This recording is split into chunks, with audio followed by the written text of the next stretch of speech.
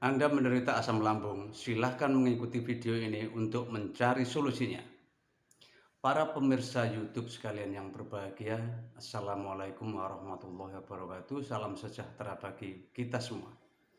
Para pemirsa sekalian, pada vlog kali ini saya ingin membicarakan mengenai asam lambung, yaitu satu penyakit yang banyak diderita, yang mengakibatkan rasa lambung kita itu penuh, kemudian di ulu hati terasa sakit.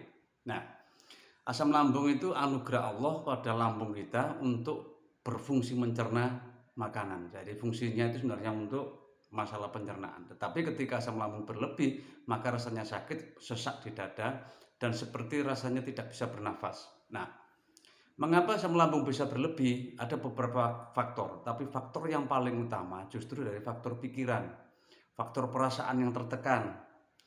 Ketika mengalami satu tekanan batin yang luar biasa atau keterkejutan mental yang luar biasa, yang orang Jawa bilang itu sawanen, itu juga bisa menimbulkan reaksi asam lambung berlebih.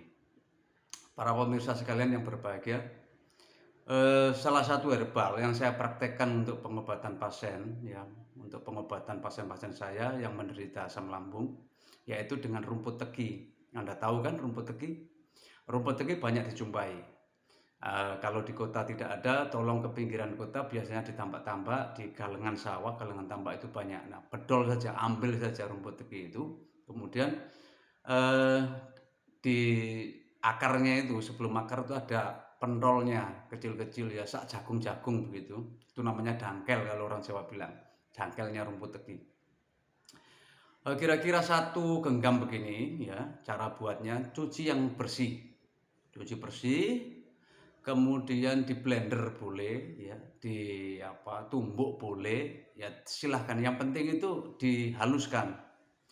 Kemudian dangkal rumput teki ini bukan direbus, tapi cukup ditambahkan air ya secukupnya, kemudian diperas seperti orang memeras santan kelapa, seperti orang memeras parutan kelapa.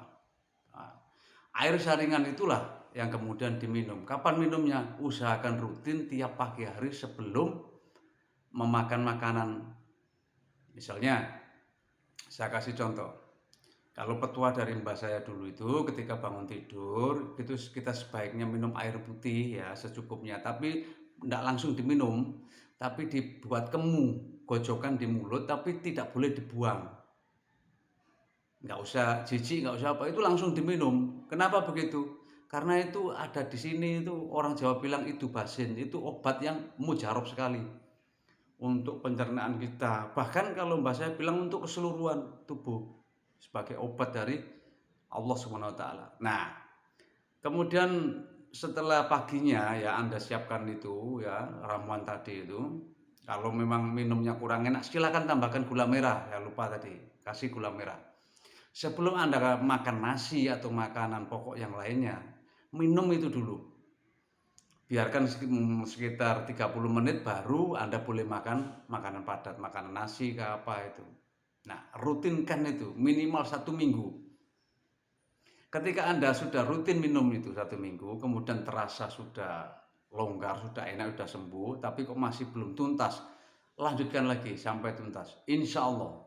Karena dari pengalaman banyak juga pasien yang sudah keluar masuk rumah sakit dengan obat-obat ini modern ya, tapi karena mungkin tekanan pikirannya itu masih tinggi, itu masih belum bisa meredakan asam lambung. Tapi alhamdulillah dengan rumput teki ini banyak yang merasa enak, banyak yang merasa sembuh.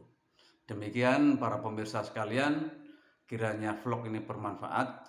Jika Anda semua ada pertanyaan atau hal-hal yang lain yang mau disampaikan, silahkan tulis saja di kolom komentar. Nanti akan saya kasih nomor handphone atau email atau apa yang bisa kalian semua hubungi. Akhirul kalam, wassalamualaikum warahmatullahi wabarakatuh. Salam sejahtera, salam sehat alami, salam interaksi.